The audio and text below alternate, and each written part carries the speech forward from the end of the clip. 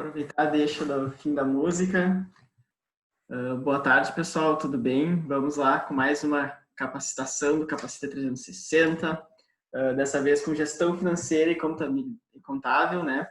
Quem vai estar apresentando hoje com a gente vai ser a Laura, da PS, e também o Dani e a Giovana, da Caduceu. Vou deixar eles se apresentarem, já podem começar o PPT. Por favor, pessoal. Boa, eu tô só pedindo para entrar no outro computador, que aí eu compartilho a tela dali, que fica mais fácil. Perfeito. Boa, tá para compartilhar já? Acho que tá. Eu acho que, Augusto, primeiro tu tem que tirar o som do teu, porque senão eu não sim. consigo. Deixa eu ver.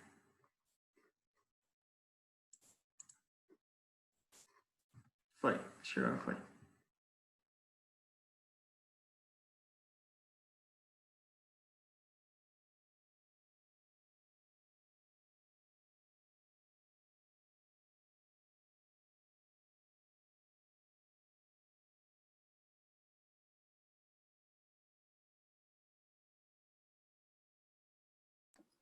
Todo mundo conseguindo enxergar a tela certinho?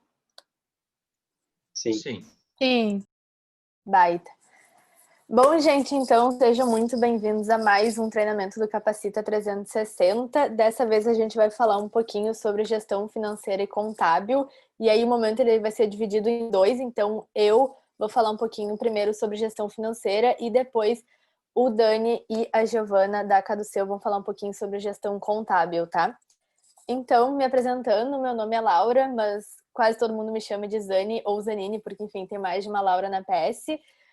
Hoje eu estou como consultora de projetos, Project Success e Diagnostica, e no primeiro semestre de 2020 eu tive responsável pelo setor financeiro da PS. Então, foram 6 meses que eu me envolvi muito em todas as atividades do financeiro da PS. É uma coisa que até hoje eu gosto muito, então estou aqui para passar algumas das coisinhas que eu aprendi durante esses 6 meses para vocês e tentar fazer com que vocês consigam aplicar isso na EJ também de vocês. E aí também a gente vai ter a presença da Giovana e do Daniel da Caduceu. Não sei se eles querem se apresentar agora ou se eles se apresentam depois. Não sei se a Giovana já conseguiu entrar ou ainda não. A gente pode se apresentar depois, acho que a gente não conseguiu vir ainda, aí eu me apresento junto com ela. Beleza? Boa, tranquilo. Então, gente, para começar, passando um pouquinho mais da agenda dessa primeira parte do momento, então a gente vai começar falando sobre o plano de contas, o que ele é, como que funciona. Depois a gente vai falar um pouquinho, então, sobre DRE, depois orçamento, fluxo de caixa e, para finalizar, a gente acaba falando sobre indicadores financeiros. Então, se vocês olharem para esses 5 tópicos, enfim, não souberem o que são, não se preocupem que a gente vai tentar desmistificar bem o que é cada uma das coisas. A gente sabe que financeiro às vezes é uma coisa um pouquinho mais complicada, é uma coisa um pouco mais chata, então a ideia é a gente simplificar ao máximo para que vocês não fiquem com dúvidas nenhumas em relação a isso. Se vocês tiverem qualquer dúvida, tá? Podem ir mandando aqui no bate-papo, eu acho que eu vou conseguir ir acompanhando de vocês. E aí no final a gente pode, enfim, fazer um momento para tirar alguma dúvida, esclarecer alguma coisa que não tenha ficado tão clara para vocês. Bom, então, para começar, eu trago aqui mais ou menos 3 pilares que são a base de uma gestão financeira de uma empresa. Então, primeiro a gente vai falar um pouquinho sobre as informações, então, dados, como eles funcionam, como registrar isso. Depois a gente passa um pouquinho para falar de ferramentas financeiras, e aí a gente vai dar uma ênfase bem grande em DRE e fluxo de caixa, que são as duas principais. Tem algumas outras, mas a gente vai focar nessas duas. E aí, por fim, a gente fala, então, na análise de todos esses dados e como conseguir ter certeza que o teu financeiro está sendo saudável e sustentável ao mesmo tempo. E aí, a gente começa, então, pelas informações, tá? E aí, para falar de informações, a gente precisa falar de plano de contas, né? E aí, o que é um plano de contas? E justamente como o nome já traz, o plano de contas ele vai ser um conjunto das contas que vão representar as movimentações financeiras de uma empresa. Então, desde as receitas até os custos, despesas, investimentos, então todas as movimentações da empresa vão estar inseridas nesse plano de contas. E aí, falando especificamente sobre o plano de contas gerencial, ele pode ser adaptado à realidade de cada empresa. Então, sim, ele tem uma estrutura ali um pouco básica, eu vou passar para vocês, mas vocês podem fazer adaptações. Então, vocês vão ver que sim é um pouquinho, vamos dizer assim, tem um modelinho, mas sim tem como adaptar, não é para ser uma coisa rígida que não tenha como fazer nenhuma mudança. Mas para que o plano de contas é importante, né? Então a gente sabe que ele é uma coisa que às vezes é complicada de fazer, envolve muito estudo, é uma coisa que às vezes demanda um pouquinho de tempo, mas ela é muito importante para a empresa. E a primeira questão é a questão de referências. Então, se tu tem um plano de contas e as tuas informações elas estão todas centralizadas no teu plano de contas, é muito mais fácil de tu conseguir, vamos dizer assim, analisar o teu negócio com base em referências de mercado e também referências históricas, então, da tua empresa. Então, tu consegue, vamos dizer assim, pegar empresas do mesmo segmento ou de outros segmentos e aí comparar as referências e os indicadores teus com de outros negócios. Então, isso é muito legal. Segunda questão também é para tomada de decisão. Então, se tu tem todas as informações organizadas no lugar, a tua tomada de decisão ela acaba sendo muito mais embasada, porque evita que, não sei, num mês tu configure uma saída em tal categoria e aí passa 2 meses e tu vai colocá-la em outra categoria. Então, tu vai acabar tendo um financeiro míope. Então, se tu conseguir ter essa linearidade e conseguir colocar todas as informações sempre no mesmo lugar, a tua tomada de decisão ela vai ser muito mais embasada. E em terceiro lugar, então, orçamento. O plano de contas já é meio caminho andado para construir um orçamento empresarial para a empresa de vocês. Então, de verdade, é muito importante mesmo. E aí, por fim, também eu trago aqui a questão do controle. Então, se vocês tiverem essas informações organizadas, vai ser muito mais fácil tanto de controlar, analisar e acompanhar, mas também vocês vão conseguir anotar, começar assim a anotar gargalos ou pontos de otimização no negócio de vocês. Então, vocês vão conseguir ver aquelas coisas que se talvez vocês não tivessem todas as informações reunidas no lugar, vocês jamais veriam isso. Então, é bem importante mesmo essa parte. E aí, então, aqui eu trago um exemplo para vocês de que seria um plano de contas. Nesse caso, a gente está falando de um plano de contas para uma empresa de serviços, que eu acredito que seja a maioria das nossas EJs. Então, essa aqui seria aquela estrutura base que eu disse. Se vocês me perguntarem, Laura, esse é o plano de contas da APS, por exemplo? Não é. Nosso plano ele é bem diferente. Nosso plano de contas, enfim, ele acaba sendo bem diferente disso, mas isso é o que a maioria das empresas de mercado adotam e é, vamos dizer assim, um padrão que a maioria das empresas tem. Então, tá, tu olha para isso, são várias linhas, mas o que é cada coisa, né? Como eu vou saber o que se encaixa em cada coisa? Então, a gente começa falando sobre a receita bruta. E aí, a receita bruta, ela vai ser todos aqueles valores que tu obtém a partir da venda, seja de um produto ou de uma mercadoria, ou até mesmo da prestação de um serviço. E aí, sempre tentando fazer um paralelo com as EJs, a nossa receita bruta vai ser o nosso faturamento. Então, é aquilo que a gente vai colocar no portal BJ. Então, é o nosso valor que a gente, enfim, arrecada a partir da venda do nosso serviço, então, da venda de projetos. Disso a gente deduz os nossos impostos, então, no caso, não tem muito mistério, é realmente os impostos que incidem sobre a venda, então pode ser ICMS, pode ser Simples, pode ser alguns outros. Então, se tu pegar a tua receita bruta e tu diminuir os teus impostos, tu acaba com a tua receita líquida. E aí, dessa receita líquida, a gente chega numa parte muito importante, se não uma das partes, assim, que envolvem mais custos numa empresa, que são os custos, né? Então, não sei se passou. Foi. Então, os custos são aquelas saídas que estão diretamente relacionadas à venda de um produto ou de um serviço. Então, os exemplos mais clássicos vão acabar sendo matéria-prima e embalagem, porque, enfim, quando tu vende um produto, tu tem que embalar e tu tem que, enfim, ter o material para formar aquele produto. Mas como que isso se mostra no MJ, né? Então, no caso, por exemplo, da PS, se a gente vai vender um projeto de viabilidade e a gente já sabe que no final do projeto a gente vai ter que entregar um relatório para o nosso cliente, esse relatório ele já aparece como um custo de projeto, então é até uma coisa que a gente orça em precificação, então isso tudo está diretamente relacionado ao nosso serviço, então entra como um custo. Então, receita líquida menos custo, a gente chega no nosso lucro bruto e aí a gente chega na parte das despesas, né? E aqui eu trago 4 categorias de despesas, mas existem várias, então tem várias despesas que, enfim, são despesas mais específicas, despesas mais amplas, mas começando então pelas despesas administrativas, elas são aqueles valores que não estão diretamente relacionados à produção. Então, pode ser tanto questão de aluguel de uma sala, pode ser questão de contabilidade.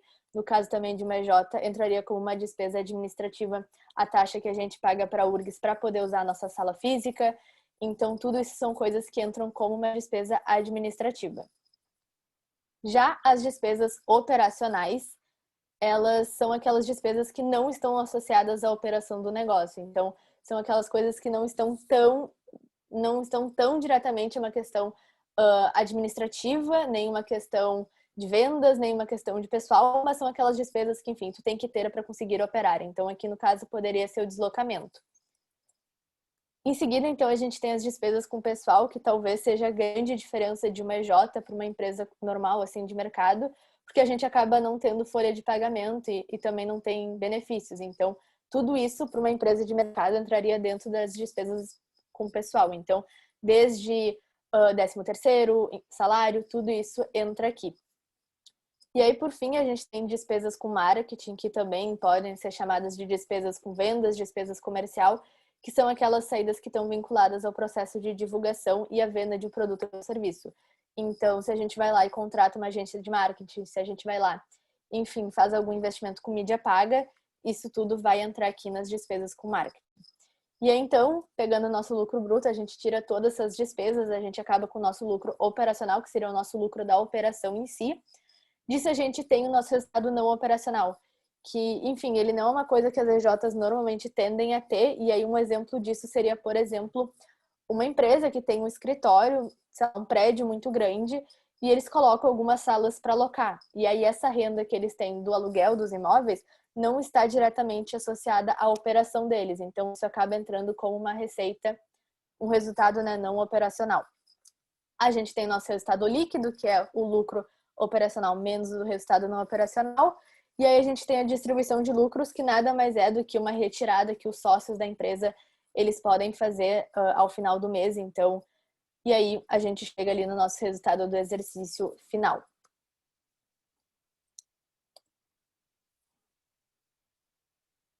Deixa eu ver, por que o resultado não operacional está deduzido? Boa, então assim, aqui a gente traz ele como deduzido, porque muitas vezes, e assim, na maioria, o resultado não operacional, ele tá ligado a uma questão de financiamento ou empréstimo. Então, ele pode ser tanto acrescido, então se a pessoa tiver só uma receita assim de locação, ele pode ser acrescido, mas na maior parte das vezes ele é diminuído. Mas isso vai variar muito da empresa para empresa. Não sei se eu te respondi, Giovana. Boa. Qualquer dúvida que vocês vão tendo, vão mandando aqui, que eu acho que fica um pouco mais interativo do que a gente deixar tudo para o final. E aí a gente vai conseguindo resolvendo as dúvidas conforme elas vão surgindo. Boa. E aí, enquanto a gente está falando de informação, é muito importante a gente falar sobre regime, porque a gente tem 2 regimes, então regime de competência e regime de caixa, e eles são muito importantes e eles vão pautar também toda a construção das nossas ferramentas depois. Então, o regime de competência, ele está muito relacionado ao fato gerador. Então, a data que aquele dinheiro ele passa ou deixa de ser meu legalmente. Ele vai alimentar o nosso DRE, que vai ser uma ferramenta que a gente vai falar um pouquinho mais daqui a pouco. E também ele está muito relacionado com a rentabilidade e lucratividade de um negócio. Do outro lado, a gente tem o regime de caixa, então, que está muito relacionado à movimentação do dinheiro. Então, a data que aquele dinheiro, ele, vamos dizer assim, na realidade, ele passa ou deixa ser meu, então quando ele entra ou sai da minha conta do banco, da minha caixinha, obviamente ele vai alimentar o fluxo de caixa, como o nome já indica, e também a gente pode medir isso pelo giro de caixa. E aí, dando um exemplo, assim, para ficar um pouquinho mais claro de como isso acontece na prática, tá? Então, vamos supor que hoje a gente vendeu um contrato no dia 21 de agosto e ele vai para o portal BJ. Então, essa data que a gente vendeu é a nossa data de competência. Então, ele vai entrar para competência para o mês de agosto. Mas pode ser, e muito provavelmente, eu não vou receber o dinheiro desse contrato ainda nesse mês. E aí eu vou receber ele, vamos dizer, em setembro. Então, a minha data caixa vai ser setembro e a minha data competência vai ser agosto. Então, raramente, e num cenário assim de empresa júnior, falando pelo que eu vivencio na PS, na maior parte das vezes a nossa data competência acaba sendo diferente da nossa data caixa. E aí, então, a partir do momento que eu já tenho essas minhas informações, vamos dizer assim, bem consolidadas num lugar, a gente começa a pensar em ferramentas, né? Então, como que eu vou organizar essas informações? Como que eu vou conseguir deixar isso mais claro possível para ter uma gestão ali no dia a dia e conseguir ir observando isso? E aí a gente pode começar falando um pouquinho sobre DRE. A sigla quer dizer demonstração de resultado do exercício. E o que é isso, né? Então, ele é um relatório que vai consolidar um resumo das operações financeiras que uma empresa fez em um determinado período. Então, como a gente falou no slide anterior, as informações elas são geradas por regime de competência e ele é muito importante para que o gestor consiga conhecer e analisar a situação financeira do negócio dele. E aí tá, qual que é a estrutura, né, desse DRE? E aí, como eu tinha dito, ter um plano de contas já é meio caminho andado, porque justamente ele que é a estrutura do nosso DRE. E aí aqui a gente traz um exemplo para vocês, um pouco simplificado, se vocês forem ver, é a mesma estrutura do plano de contas lá do outro slide, só a gente acrescentou as colunas então dos meses, que normalmente a gente tem os 12 meses e aí uma coluna de resultado anual, e aí tem duas novas colunas, então essa AV e essa AH. O que é a coluna de análise vertical, que é esse AVzinho? Então ela sempre vai acontecer de cima para baixo ou de baixo para cima, e ela vai indicar a porcentagem de participação de determinada conta em relação ao total. Então aqui nesse caso a gente acaba pegando a nossa receita bruta como referência, então ele acaba sendo o nosso 100%, e aí todas as outras linhas a gente vai sempre comparar isso em relação à nossa receita bruta. Então ali em janeiro vocês podem ver que o nosso resultado do exercício é de 22%. Então 22% daquele nosso faturamento lá em cima foi o que efetivamente sobrou para a gente no final do mês. E aí, a análise horizontal, como o próprio nome já diz, é em relação a linhas, né? Então, a gente vai olhar uma linha por completo. Então, ele vai indicar a evolução dos resultados da empresa ao longo do tempo. E aí, normalmente, a gente acaba pegando um período de 2 meses e aí a gente vê, pode ser 2 meses, pode ser 2 anos, e aí a gente vê como que esses valores eles se comportaram nesses períodos distintos. Então, se a gente for ver a análise horizontal de janeiro para fevereiro, o nosso faturamento, né, então a nossa receita bruta, ela aumentou em 20%, mas o nosso resultado só aumentou em 3%. Então a gente consegue ver realmente aonde que estão os gargalos e por que as coisas talvez não estejam crescendo constantemente assim. E aí aqui a gente pode fazer um puxadinho assim para o lado para falar um pouquinho melhor sobre o orçamento, né? O que é um orçamento, como se faz um orçamento, por que ele é importante. E vamos começar então pelo início. Então, o orçamento nada mais é do que uma etapa do planejamento financeiro em que a empresa vai estimar as suas receitas, despesas e investimentos para um período futuro. Normalmente isso é feito num horizonte de 1 ano para a empresa júnior, muito em função da rotatividade, então, para não fazer uma coisa, vamos dizer assim, para uma eternidade, e aí, enfim, quem vai aplicar aquilo nem tá mais na EJ. E aí o objetivo do orçamento é muito conseguir traçar metas e objetivos para que a empresa consiga acompanhar os resultados da empresa e tomar decisões mais assertivas caso seja necessário. Tá, e aí como que vai funcionar o orçamento na prática, né? Então a gente começa com o plano de contas. Então, entendendo, e aí aqui tem 2 caminhos. Então, para aquelas empresas que já têm um plano de contas, o primeiro passo seria revisar então esse plano de contas e ver se tem que fazer algum ajuste. Talvez alguma coisa tenha deixado de fazer sentido, alguma outra coisa comece a fazer sentido. Então, esse é o momento que vocês conseguem sentar e ver quais são as alterações que eu tenho que fazer no meu plano de contas. E se eu não tenho um plano de contas, também esse é o momento de começar, enfim, a montar o meu plano de contas. A partir disso, a gente passa para a etapa de metas e objetivos. Então, definição de meta é uma coisa que todas as EJs têm que fazer, até para colocar no portal BJ. É o nosso principal assim, guia ao longo do ano, então acredito que isso não seja uma dificuldade. Mas também é muito importante a gente conseguir definir os objetivos, né, da nossa empresa. E aí também tá todo mundo alinhado enquanto a isso. Então, esse vai ser um ano que eu vou querer proporcionar muita vivência para os nossos membros. Esse vai ser um ano que eu vou querer, talvez, ali criar uma segurança de caixa. Então, é muito importante vocês definirem esses objetivos também. E aí, a partir desse momento, então, que eu já tenho levantado e orçado, vamos dizer assim, o topo do meu plano de contas, né? A gente tem que ir descendo. E aí a gente vai começar a pensar em levantar os custos, despesas, investimentos, tudo também seguindo a estrutura do plano de contas. Então, como que eu faço isso? Normalmente a gente vai realmente linha por linha, então batendo coisa por coisa, e aí orçando os valores que a gente precisa, vendo em que mês que vai ser aquele gasto. Então, é um trabalho um pouco manual, mas no fundo ele é muito importante, porque a gente acaba, enfim, tendo uma visão assim mais sistêmica da empresa como um todo. E aí, por fim, que na realidade não é uma etapa muito final, né? Porque, enfim, ela tem que continuar sempre, ela é uma coisa muito importante, que é o acompanhamento, né? Então, ficar sempre tendo esse hábito de comparar e analisar o resultado orçado com o teu realizado. E aí, caso tu consiga identificar alguma coisa que, enfim, não está sendo muito bem feita, tu consegue definir esse plano de ação caso seja necessário. Tá, e aí algumas dicas então para conseguir aplicar isso melhor na Jota. Então, primeiro, quando que eu começo a fazer esse meu orçamento, né? O ideal é que esse orçamento ele seja sempre começado a ser pensado no finalzinho do ano, então, para que vocês comecem o 1º de janeiro da EJ com tudo isso já estruturado. Sim, a gente sabe que janeiro costuma ser um mês um pouco mais parado para algumas EJs, mas, enfim, finalzinho do mês já tem EDL, então é importante já ter tudo isso pronto para evitar que a gente acabe tomando decisões muito no impulso. Então, ali, começando a pensar isso ali em dezembro, já começa o movimento de troca de gestão, é importante, e aí dá tempo de fazer tudo, e aí começar janeiro com as coisas tudo certinhas e não ter problema quanto a isso.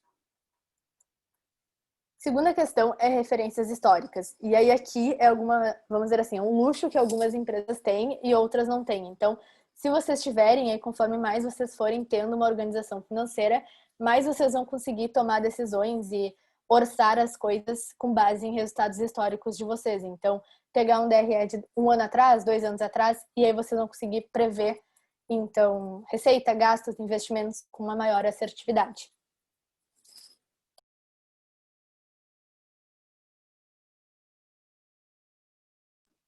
Parei para tomar água. Peraí.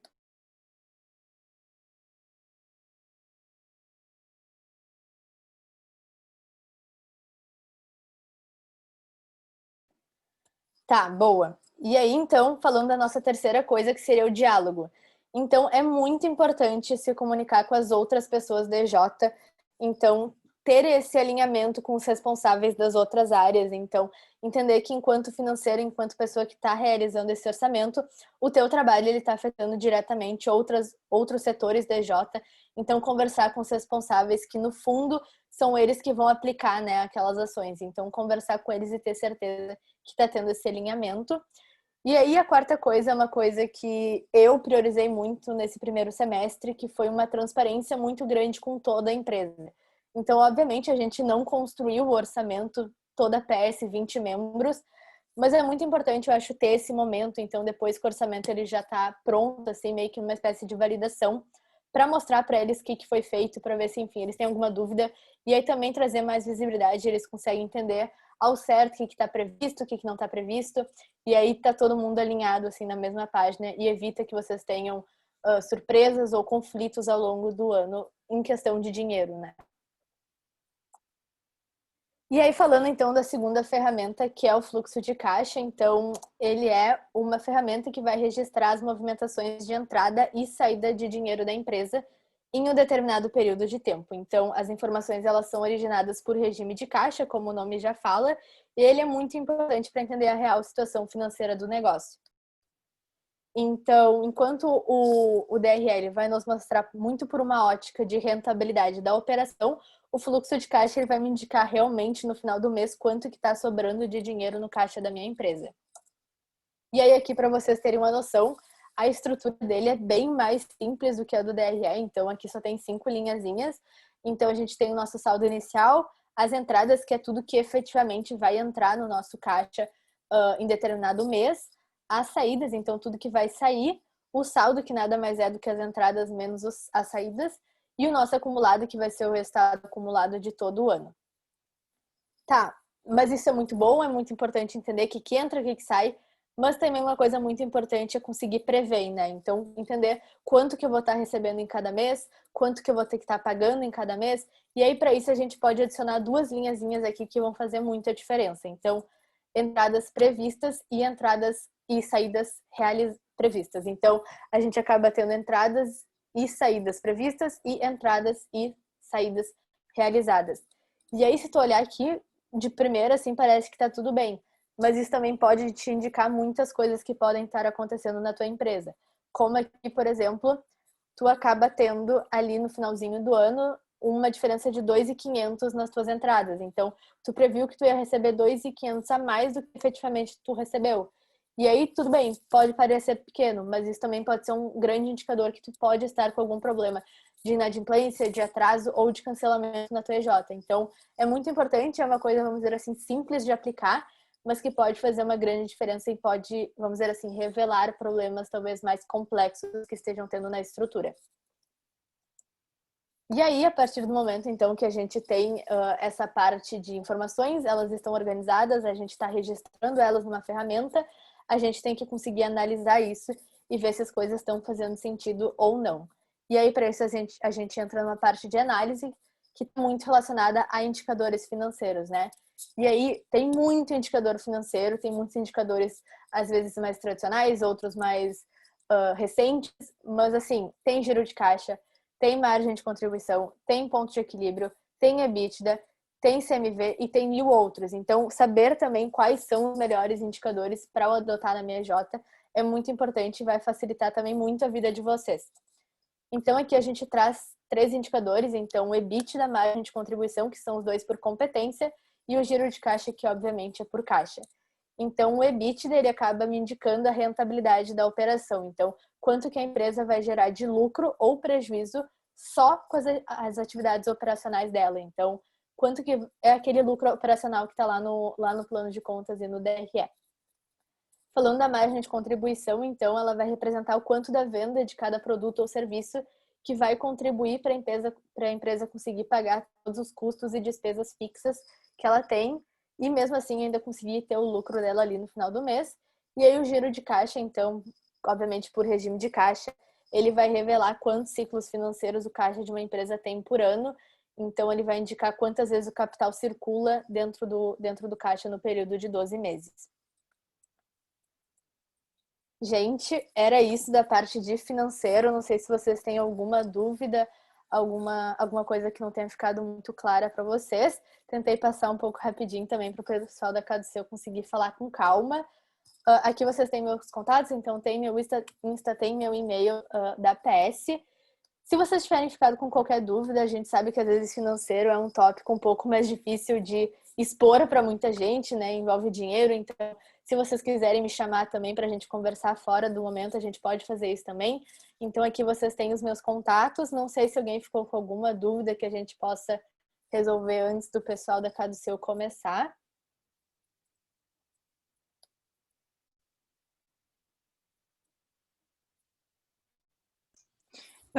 Laura, primeiramente, parabéns. Acho que tu conseguiu deixar bem claro tudo. E acho que se tu puder voltar no outro slide, no último slide que tu passou. Eu não sei se tu vai saber passar essa informação, mas tem alguma média que seria a ideal, assim, para tu conseguir, por exemplo, do EBITDA, tem alguma média que seria ideal para tua empresa e tu consegue observar se está sendo rentável a operação ou não? Um giro de caixa também, quanto giro seria o saudável? Não sei se tu consegue passar essa informação. Tá, boa. Então, assim, tá falando para empresas de serviços, que eu acho que é a maioria das nossas aqui, tá? O EBITDA, ele vai variar muito, e o EBITDA de EJ, ele costuma ser um pouco, assim, vamos dizer, misterioso, porque ele tem muitos fatores. Então, quando a gente tem um evento MEG, é uma situação completamente diferente. Se a gente tem um faturamento muito alto num mês, isso acaba, enfim, balançando bastante as coisas. Mas, assim, média de mercado para EBITDA de empresa de serviço gira ao redor dos 30%. E o giro de caixa também, tem um giro de caixa, acho que pré-pandemia e um giro de caixa pós-pandemia. Então, antes a gente falava ali para o MJ, por função da rotatividade, então, em um giro de caixa para 6 meses, então... E agora a gente está ali nos 3, 4 meses, mas também vai depender muito do quanto a empresa... e também, assim, o setor da empresa ele foi influenciado. E aí a Jota, a gente sabe também que foi bastante afetada, mas fica mais ou menos nessas, assim.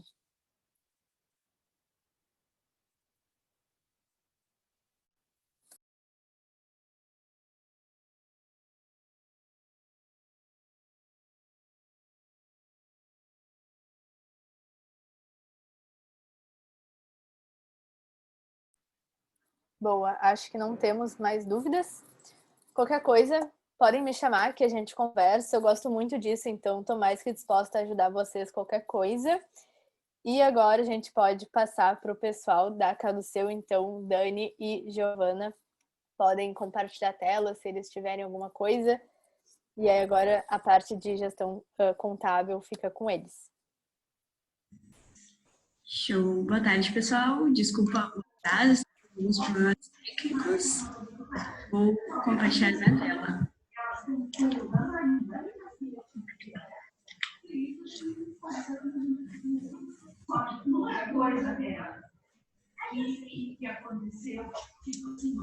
Show. Estão vendo aí? Sim. Peraí que eu não tô conseguindo me mutar. Acho que eu vou jogar com ele ligado. Então, Dani. Então, boa tarde, pessoal. Como vocês estão? Primeiramente, gostaria de parabenizar a Laura pelo que ela trouxe para a gente. Certamente foi um conhecimento que agrega muito, bem condensado, assim, bem interessante. E agora a Cadseu está aí para vocês para falar um pouco de gestão contábil. Também agradecer o convite da PS, da EPF, da galera que está tocando Capacita 360 aqui. É um grande prazer para a Cadseu estar conversando aí com a rede Porto Alegrense. E o nosso objetivo no dia de hoje é estar buscando facilitar um pouco a contabilidade das EJs, desconstruir um certo conceito que se tem às vezes que a contabilidade é um negócio muito burocrático, muito difícil de se fazer, até pelo fato de que no mercado sênior isso às vezes até acontece, mas para EJs a gestão contábil ela é bem simples. Então a gente vai estar buscando trazer alguns conceitos que a gente vê que pode estar facilitando alguns aprendizados de contabilidade nas EJs.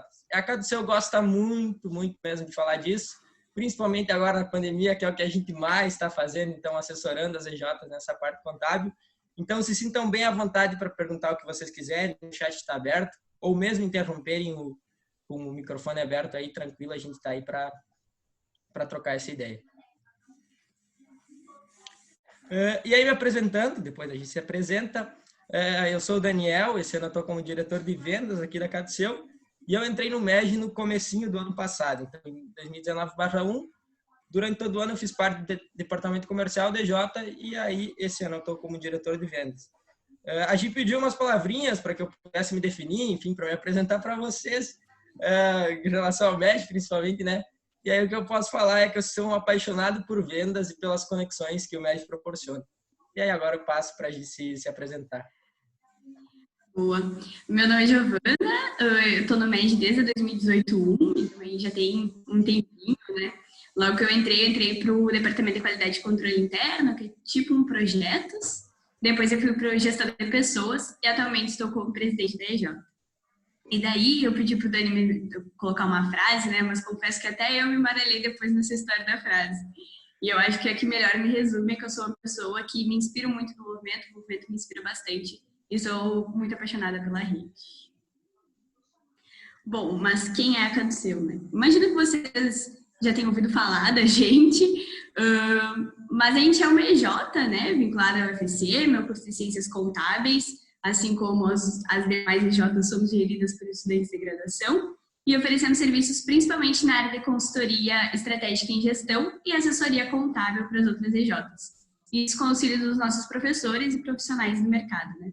E daí a gente colocou aquela frase, inspirando mudanças e transformando pessoas, que é bem presente para nós, né? O nosso propósito é inspirar mudanças e transformar pessoas. A gente tem isso como um objetivo, né? Um propósito muito claro para a gente. E aí, iniciando assim a apresentação de fato, né, o que a gente tem para trazer hoje, a gente vai estar retomando alguns conceitos, inclusive que a Laura já trouxe para vocês, quem sabe com uma visão um pouco diferente, porque no financeiro e na contabilidade elas são um pouco diferentes, mas a gente achou válido estar trazendo de novo. E aí o primeiro desses conceitos, ele seria o conceito de custo, né, que a Laura explicou bem, que é mais relacionado à atividade fim das empresas. Então, no caso das empresas juniores, em grande parte, os custos são relacionados às consultorias de fato, né? Todo o gasto que se tem para fazer isso. Por exemplo, a Laura citou o relatório final de consultoria, os relatórios que têm que ser entregues, materiais gráficos, nessa parte, então, que seriam os custos principais das EJs. As despesas, então, elas podem ser ou destrinchadas, como o caso da Laura trouxe, né? Ou então elas podem ser só comparando custos e despesas comparadas de uma forma mais geral, né? Que seriam aquelas demais, os demais gastos, então, que a empresa júnior vai ter, principalmente na parte administrativa, de funcionamento E aí, conta de telefone, a gente pode considerar no MEG, por exemplo, como despesa também, eventos MEG, são capacitações, né? Então, são os gastos relacionados às demais atividades, aos demais funcionamentos da empresa, que não é diretamente no produto final, no caso, nas nossas consultorias ou assessorias, enfim. E aí também, aí trazendo mais para a parte contábil mesmo, né? Contextualizando algumas questões que a gente vai trazer depois para vocês, o conceito de saída, que seriam todas as movimentações de retirada de dinheiro do banco ou do caixa físico da empresa. Esse conceito ele vai ser bem importante, porque a contabilidade do MEJ, assim como dessa empresa, ela se baseia nesse conceito do dinheiro saindo ou do dinheiro entrando no financeiro. E aí, exemplos são transferências, material gráfico, conta de telefone. E agora falando um pouquinho mais das entradas de dinheiro, né? A gente tem aqui a receita, que ela é toda aquela entrada que ela é proveniente da execução da atividade fim da EJ, né? Então, normalmente nas EJs vai ser o projeto, a consultoria, enfim, essa questão que a gente vai estar executando, que vai estar vendendo um serviço e vai estar tendo a entrada do dinheiro. Mas entradas, de modo geral, pode ser além disso, né? Então, pode ser um empréstimo, além do projeto, né? Pode ser um empréstimo, pode ser quando o membro, ele paga para a EJ um valor para poder participar da imersão, enfim, para ajudar nos custos da imersão. Então, é toda aquela movimentação de recebimento de dinheiro, de entrada de dinheiro nas contas da EJ. E daí a gente também tem os eventos contábeis, que são todas as entradas e saídas que a gente falou, né? Então, é toda a movimentação financeira, todos os lançamentos, e daí vai incluir a venda, o empréstimo, o telefone, o material gráfico, todos os custos, despesas, receitas, todos os custos, despesas, todas as saídas, as receitas e entradas. E essa questão dos eventos contábeis também, o fato gerador, também pode ser chamado, ela vai ter bastante impacto quando se refere à contabilidade da EJ, então o regime contábil. A Laura falou um pouco antes sobre o regime de competência, regime de caixa, né? E essa é uma questão, mais uma vez, muito importante quando a gente fala da contabilidade. As empresas maiores, no geral, elas têm que fazer a sua contabilidade pelo regime de competência. Então, por exemplo, como a Laura falou, né? No momento da venda, aquele dia eu vendi um projeto de R$1.000, naquele dia o projeto vai ser registrado, então é no regime de competência. Já no regime de caixa, ele é contabilizado quando aquilo efetivamente entra no caixa da empresa ou então sai. E a contabilidade das EJs, diferentemente das empresas maiores, que seria por regime de competência, é por regime de caixa. Então, todos os documentos contábeis, as demonstrações contábeis, eles vão se basear nesse conceito. O que vai estar registrado ali vai ser tudo que efetivamente entrou ou que efetivamente saiu do caixa da empresa ao longo do exercício passado. Essa é uma questão interessante também. A contabilidade, ela é sempre feita a partir do ano de exercício. Por exemplo, a gente está em 2020, é feita a contabilidade do ano de exercício 2019. Então, sempre relacionado ao exercício passado.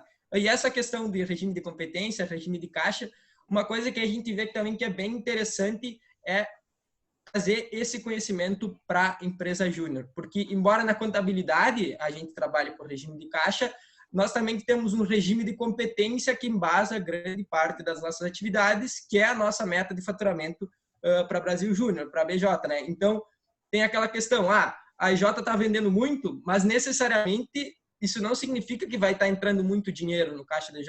Pode estar facilitando a forma de pagamento, pode estar fazendo em mais parcelas ou colocando as parcelas mais para frente. Então, isso não vai impactar diretamente. Então, é legal passar para a EJ essa ideia do regime de competência e do regime de caixa para explicar as decisões financeiras que, enfim, são tomadas, se tem dinheiro para investir num evento, se não tem dinheiro. Mas, lembrando, na contabilidade, o que a gente vai trazer hoje é por regime de caixa que é feito. E até essa questão de diferenciar para a EJ, né? Às vezes a gente chega lá no fim do ano, bateu a meta, quer fazer uma festinha para comemorar o outro crescimento. E daí não tem dinheiro para fazer essa festa. Mas como assim não tem dinheiro se a gente bateu as metas e vendeu tudo que tinha que vender? Além de ter pago todos os eventos, todos os gastos que a EJ tem, também tem essa questão que a maioria dos projetos, né? Não sempre, não obrigatoriamente, mas normalmente os projetos são vendidos parcelados, então o dinheiro da venda daquele projeto só vai entrar no outro ano. E daí, falando assim um pouco dos impostos, né? Aqui eu trouxe quais são quase todos os principais impostos, né, que as empresas pagam. E daí a gente tem ali o PIS e PASEP. O PIS, ele é o Programa de Integração Social e o PASEP é um programa de assistência social do servidor público. Gente, eu tô olhando aqui porque eu tô com uma colinha, porque saber todos os nomes é um pouco complicado também. E ambos eles têm, assim, a mesma finalidade, inclusive eles são sobre o mesmo valor, né? Os dois são sobre a receita bruta, ou também chamada de faturamento. E por isso é importante diferenciar, né?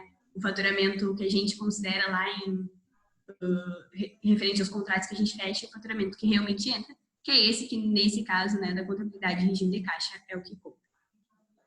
A gente tem o COFINS, que é a contribuição social para financiamento da Seguridade Social, e ele também é sobre o faturamento, também é sobre a receita bruta. O IRPJ, que é o imposto de renda da pessoa jurídica, né, tem o RPF também, que normalmente a gente, quem recebe mais de 29 mil quebradinhos tem que estar declarando também, as empresas também declaram, e ele é sobre o que a gente também chama de LAIR, L-A-I-R, que é lucro antes do imposto de renda. Então, é feito o lucro bruto e daí é deduzido depois, então, o RPJ, que é do LAIR. Tem o CSLL, que é a contribuição social sobre o lucro líquido, e daí é depois do imposto de renda, depois que é retirado o imposto de renda, tem mais um imposto que está pagando, que é esse, o CSLL. Ele tem o pagamento mensal ou trimestral. Esses são os 4/5, né? Porque o PIS, ele é para empresas do setor privado e o PASEP é para o setor público. Então, esses são os 4 impostos que a gente tem federais, né? O principal imposto estadual é o ICMS, que é o Imposto sobre Circulação de Mercadorias e Serviços, e ele é sobre todas as mercadorias e sobre apenas alguns serviços, que são os serviços de transporte intermunicipal e interestadual e os serviços de comunicações. Então, por isso, a gente também não paga o ICMS, né, enquanto EJ. E a gente tem o ISS, que ali está até um asterisco, porque a gente também, em tese, né, as EJs, elas são isentas de impostos federais. Tem um asterisco ali no ISS, que é o imposto que normalmente a gente paga, que é o municipal, que é o imposto sobre serviços, mas que tem vários municípios que dão isenção, né, às EJs, por sermos associações sem fins lucrativos. Acho que tá uma mensagem no chat. Deixa eu tentar abrir aqui. Não tô conseguindo abrir, alguém lê pra mim? Não? Eu acho que não, eu também abri aqui, eu achei que tinha uma mensagem, mas era a Ana Júlia falando obrigada antes para Laura ainda. Ah, bom, então tá.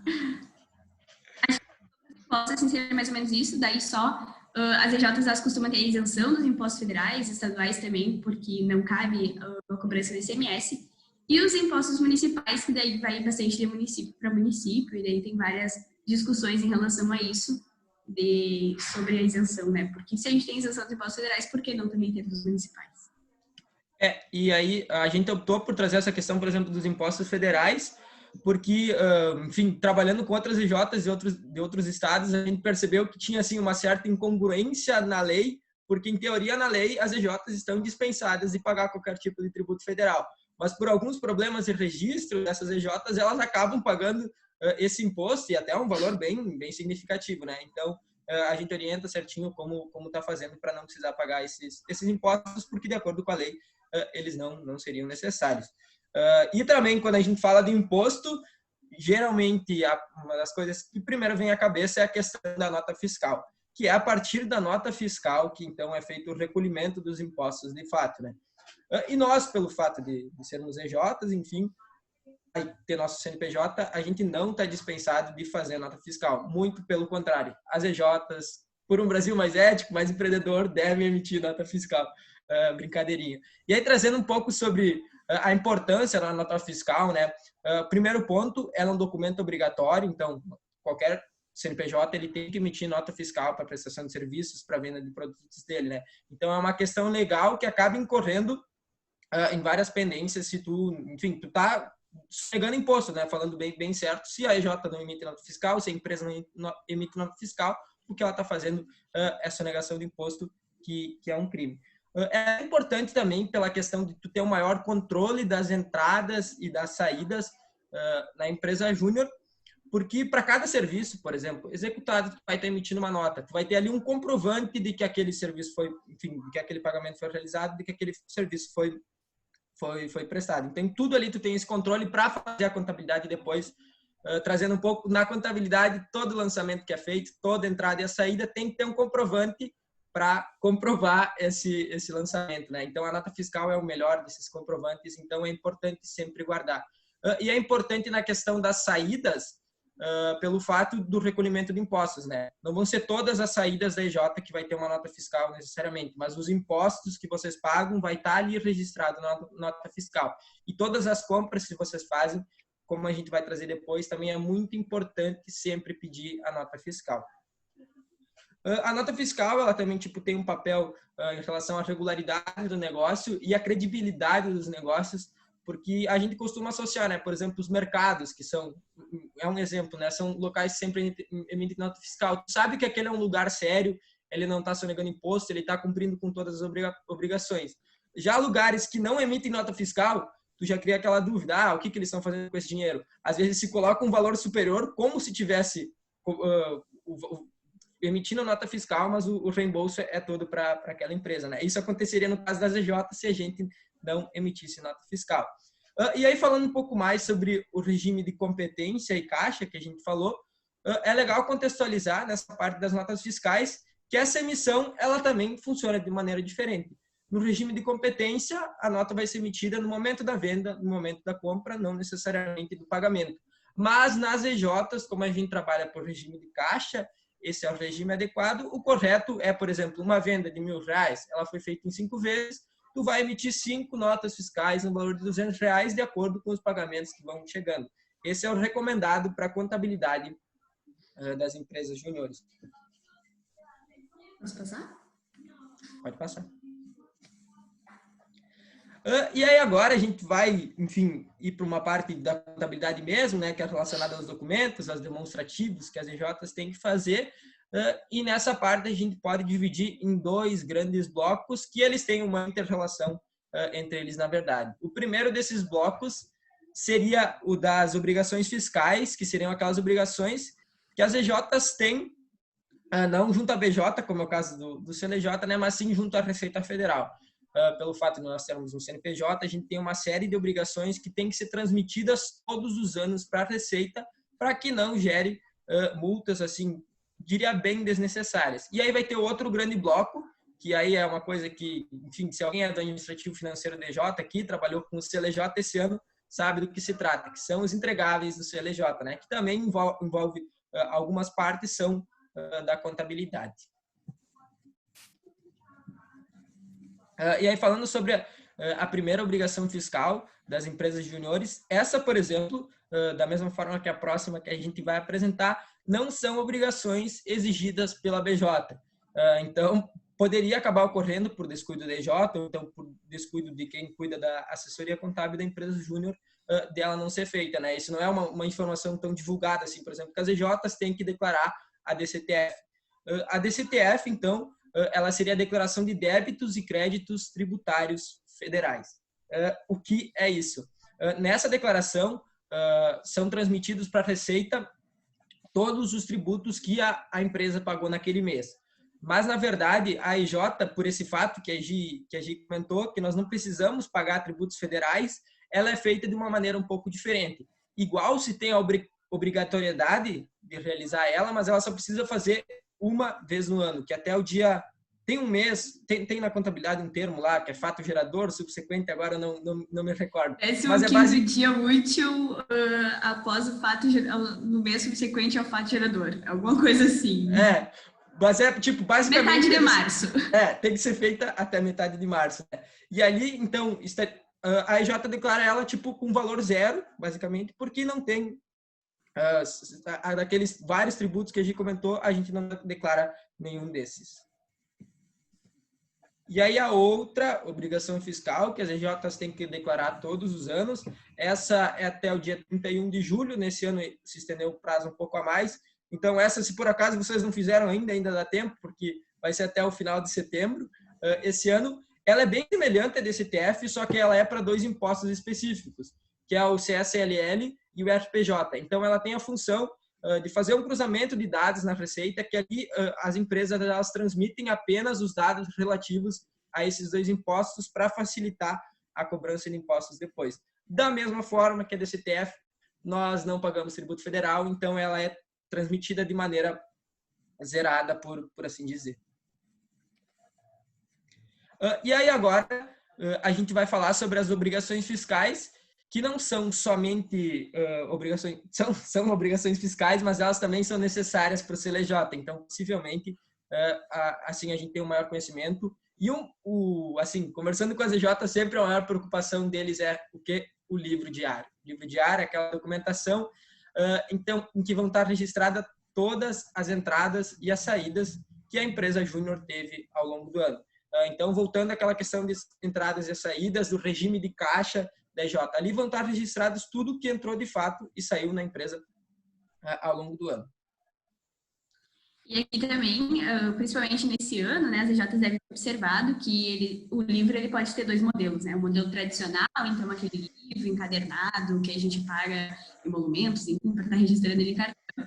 E também o ECD, né, que é a escrituração contábil digital, que é ele que veio bastante à tona, assim, nas EJs esse ano por causa da pandemia e por estar facilitando esse processo, não precisar ir registrar ele em cartório e todas essas questões ser feito pela internet, né, pelo portal da Receita. Ele é uma inovação assim que surgiu recentemente, que ele diminui todas essas despesas que a gente falou, né, e também dá bem mais agilidade ao processo. É emitido uma espécie de um PDF e daí encaminha para, por exemplo, a gente encaminha para as EJs e as EJs enviam para a BJ. E aí as empresas, só mais um comentário.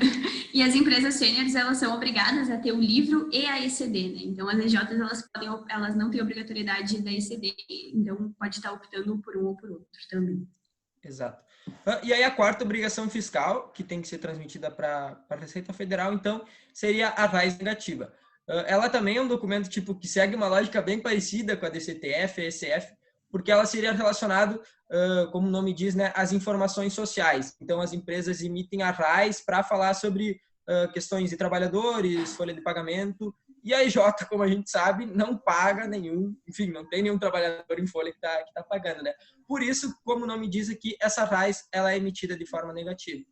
Então, é mais um documento que ele tem que ser emitido assim mais a termos de comprovação para mostrar que a EJ, nesse caso, né, na DCTF, não deve nada, não deve nenhum tributo. Nesse caso aqui, a gente não tem nenhuma pendência trabalhista. Então, é sempre importante que todas essas declarações aqui citadas, elas sejam feitas dentro do período necessário para estar evitando multas que daí depois incorrem juros. Então, é sempre legal estar em contato com quem faz a contabilidade da EJ, assessoria contábil, contador, para estar bem em cima, para estar entendendo também o que são esses documentos, né? São todos bem importantes. E daí, falando então um pouquinho mais dos documentos do selo EJ, né, os entregáveis do selo, que estamos sempre numa correria lá no início do ano para conseguir o selo dentro do prazo. Então, é o estatuto. Então, o estatuto ele é como se fosse o contrato social de uma empresa, por exemplo, de uma sociedade.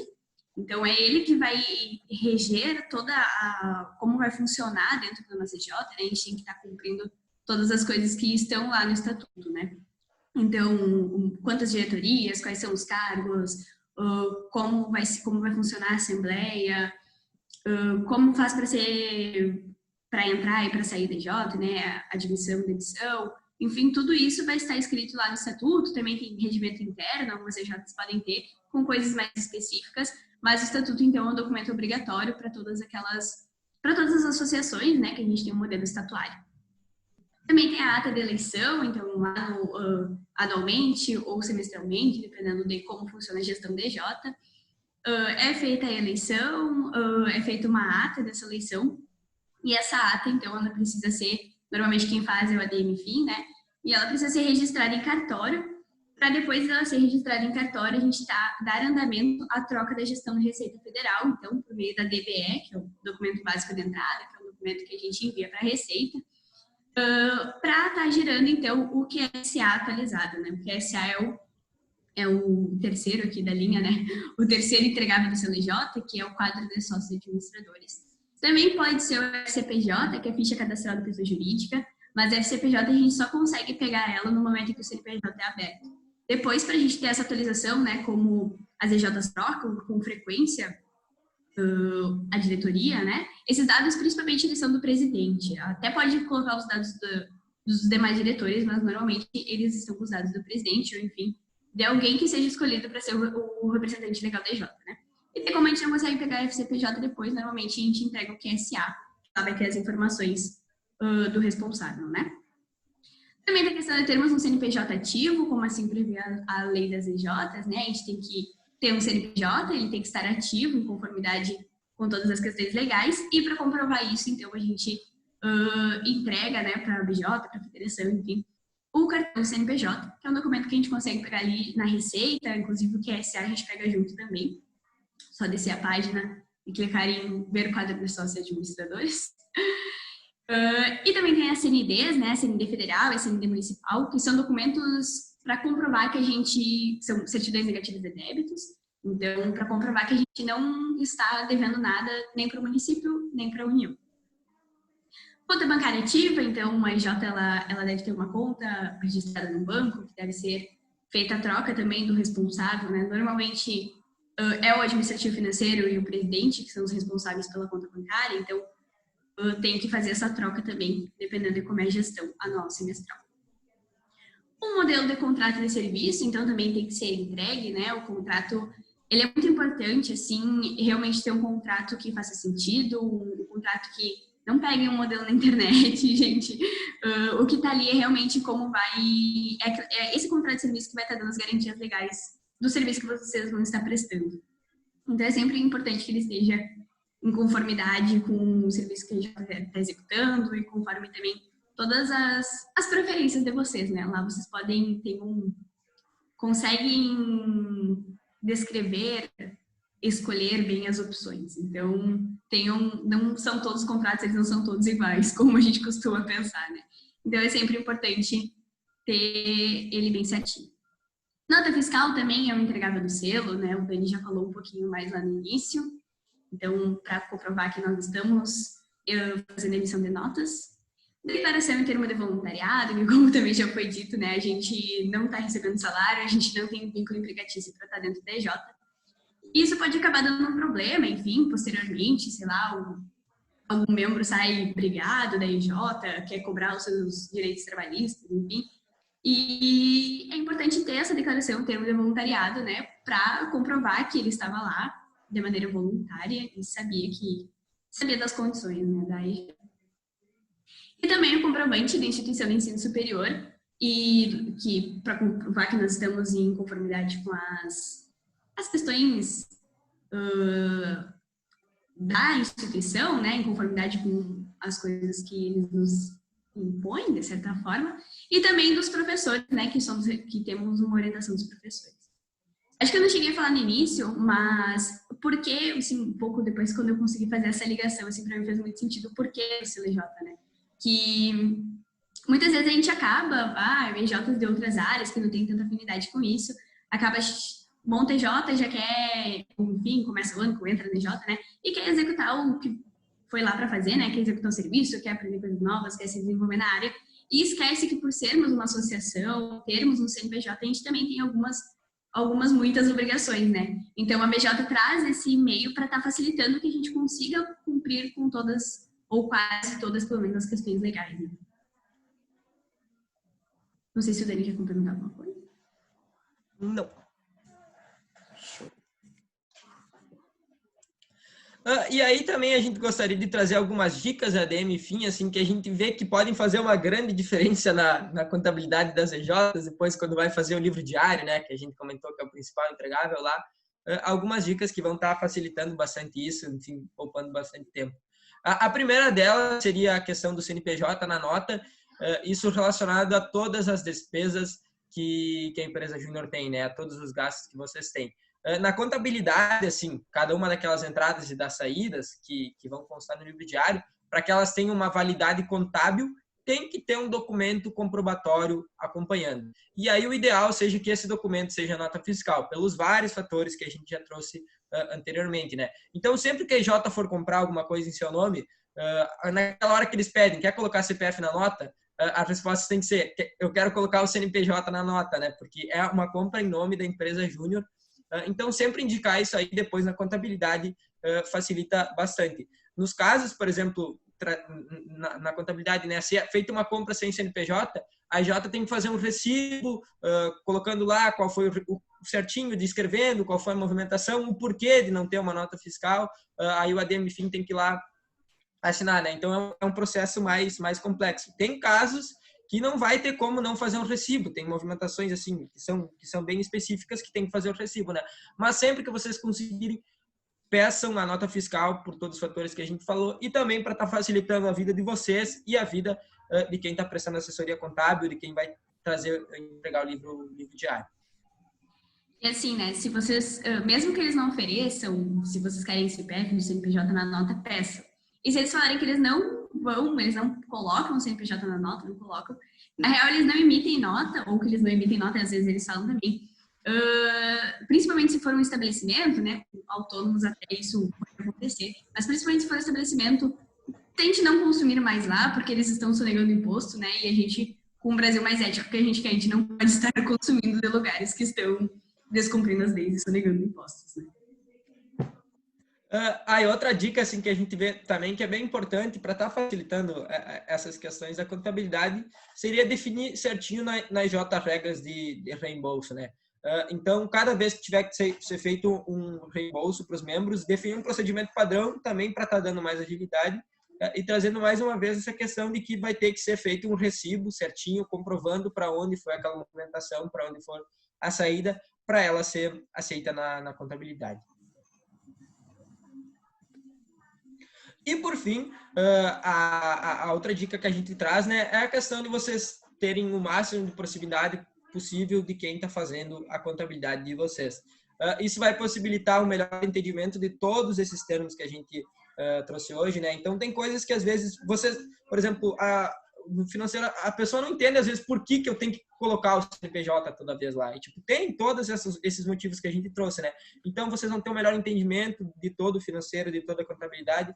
Também é possível uma troca de conhecimentos, tipo, aquela pessoa explicando, né? O contador tem muito conhecimento financeiro também. Então, essa troca de conhecimentos é bem importante, é bem frutífera. E, com tudo isso, vocês vão ter uma melhor gestão, vão estar, de certa forma, desburocratizando e agilizando esses processos internos de vocês, e tirando aquela máscara que a contabilidade é um negócio muito difícil de se fazer, é muito estresse, muita burocracia, e na verdade não é isso. Se a gente faz os processos todos certinhos, se a gente presta atenção neles, tudo se torna bem mais fácil.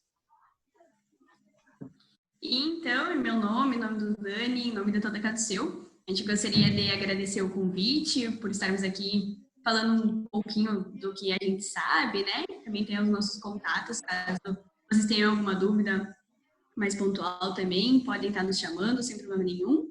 E não sei se o pessoal tem alguma dúvida, alguma coisa.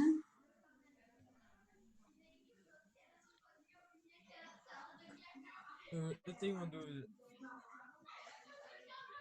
Quando vocês comentaram toda essa parte de impostos, que nós temos que, eu acho que talvez emitir tais documentos para não saber que, né, que os impostos estão pagos ou que não existe nenhum imposto gerado, esses processos eles podem ser feitos pelo contador, né, para CJs que tem um contador contratado, ou tem que ser exclusivamente feito pela empresa júnior? O ideal é que esses processos sejam feitos pelo contador. Tipo, até seria possível vocês da empresa júnior fazer, porque ele não exige o certificado digital, que é tipo a assinatura digital do contador para assinar um sistema, né? Um sistema, digamos, aberto para tu estar acessando com login e senha da EJ. Só que ele exige, tipo, para tu fazer a DCTF, para tu fazer a ICF, exige esse conhecimento contábil, né? Então, o ideal é vocês sempre estarem próximos ao contador, pedindo para ele fazer isso, que aí não vai gerar nenhuma pendência, porque se declarado de forma errada, também pode dar alguns problemas. Então, sempre estejam próximos ao contador, à assessoria contábil de vocês, para ficar tudo tranquilo, isso aí. Eu respondi, Augusto? Eu respondo sim, muito obrigado, Dani. De nada. Até grande parte dos entregáveis, na real, do seu LJ, ali, o próprio cartão CNPJ, que é bem tranquilo de pegar no site da Receita, mas enfim, o contador também pode estar dando toda essa assessoria. Porque para ele é uma coisa que ele já está muito mais acostumado. Também. Sim, pelo menos na nossa empresa, a maior parte dos documentos, né, livro contábil, digital, o nosso é sempre digital, né, quem faz é o contador, a gente sempre pede esses documentos para ele, mas é que esses pares de impostos eu não sabia desse processo, então eu não sabia se era a gente que fazia ou se era o computador, então eu acredito que ele deve fazer isso, eu só não saiba disso. Então, a próxima conversa com ele eu vou até perguntar, para saber se tá tudo certo, eu acredito que sim, né, mas na dúvida... Por isso que a gente trouxe assim é bem legal ter essa conversa, né, essa proximidade com o contador para saber se tá tudo certinho. Isso.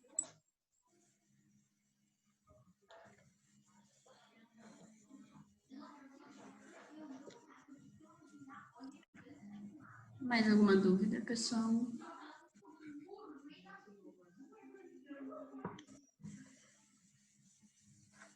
Acho que não, né? Qualquer coisa também tem nosso contato, só nos chamar que a gente auxilia. Acho que eu posso descompartilhar minha tela, né? Pode. Show. Bom, pessoal, se ninguém tem mais nenhuma pergunta, a gente já deixou ali o link da pesquisa de satisfação, muito importante, a gente gosta muito de receber o feedback de vocês. E eu vou mandar agora, que é bem importante, né? Com a volta às aulas, muita gente pediu para a gente fazer uma mudança de horários, porque vai estar em aula nos horários das capacitações. Então, a gente criou um formulário para perguntar para vocês quais são os horários que vocês não vão poder participar das capacitações, porque vocês têm aula, vocês têm alguma reunião fixa, para a gente conseguir definir um horário que fica melhor para todo mundo. Tá bem? Então, compartilhe com o pessoal da EJ de vocês, que também quer participar das capacitações. É muito importante a gente receber essa informação de vocês para conseguir definir o melhor horário, né? Boa. Agradecer muito a Gi e o Dani por terem topado participar aqui com a gente. A J que mais vende projetos no Brasil também agora são nossos clientes, então muito bom que eles tenham aceitado estar aqui compartilhar um pouquinho do conhecimento deles com a gente. Ali também, só para forçar, tem o link aqui da pesquisa de satisfação, então respondam, vão nos ajudar bastante. Mas é isso. Thaís muito animada desde o nosso post no Instagram lá já dizendo que ia vir. Mas era isso, pessoal. Muito obrigada pela presença de todos. Obrigada pelo convite também. De estarmos aí compartilhando um pouquinho. Então é isso, pessoal. Muito obrigado. Semana que vem temos mais capacitações. Um abraço a todos. Tchau, tchau, gente.